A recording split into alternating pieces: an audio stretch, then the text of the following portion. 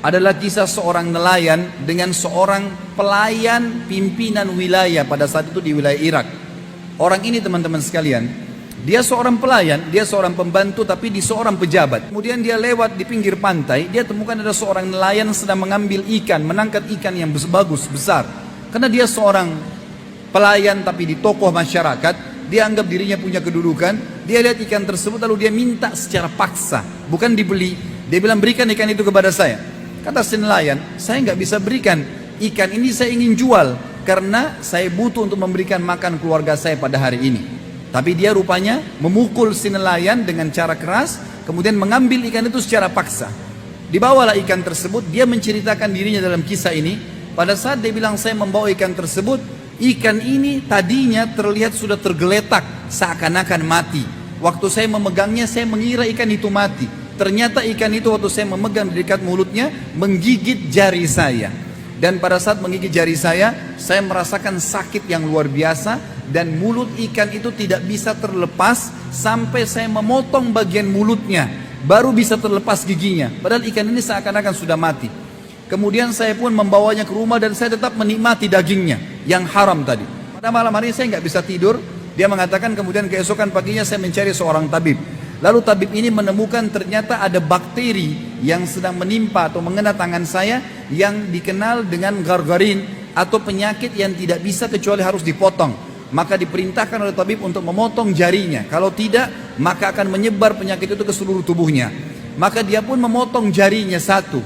Ternyata sakitnya masih dirasakan. Akhirnya dipotong ke seluruh jarinya 5-5. Masih dirasakan sakit juga. Dipotong telapak tangannya, masih terasa sakit juga, sampai dipotong setengah, sampai di lengannya, dipotong semua lengannya. Itu pun dia masih mulai merasakan sakit ke seluruh tubuhnya, nggak bisa tidur, nggak bisa makan, nggak bisa duduk, nggak bisa buat apa-apa. Maka dia mendatangi seorang alim ulama yang dia tanyakan, bagaimana jalan keluarnya? Saya tertimpa seperti ini. Kata dia, apakah kamu tahu penyebab perbuatanmu? Apa yang membuat ini dalam hati kamu? Apa yang sedang tersirat di dalam hatimu? Dia mengatakan, saya diceritakanlah setelah menzalimi seorang nelayan mengambil ikannya yang saya anggap bagus, lalu ikan itu mulai menggigit jari saya. Semenjak itu saya merasakan sakit dan seluruh tubuh saya dipotong, dia sampai tangan lengannya. Maka orang alim ini mengatakan, pergilah kepada nelayan tersebut, cari dan minta kehalalannya. Maka dikejarlah, dia cari seluruh penjuru kota dikeliling, tidak ditemukan sampai 1 minggu. Setelah sepekan dia cari, ditemukan orang tersebut lagi di pinggir jalan menjual ikan. Maka dia tiba-tiba datang tersungkur di kakinya dan mengatakan, Tuan, maafkan saya. Nelayan ini sudah lupa, tidak tahu siapa orang ini. Lalu dia mengatakan, siapa kamu? Dia bilang, saya si fulan yang berapa bulan yang lalu sempat mengambil ikanmu. Maka saya minta kehalalannya. Kata nelayan tersebut, memang kenapa? Dia bilang, ikan itu pada saat saya bawa pulang diceritakan menggigit tangan saya padahal sudah kelihatan mati.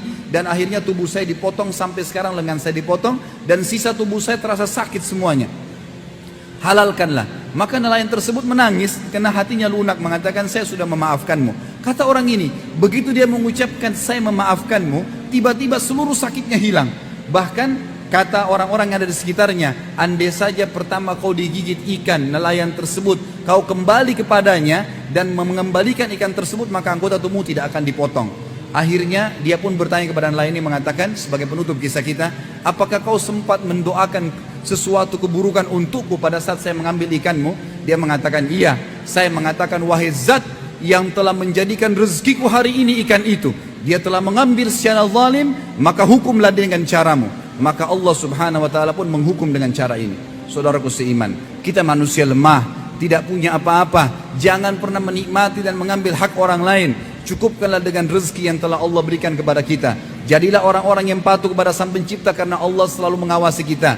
Tidak ada orang yang bisa selamat dari hukuman Sang Pencipta Allah.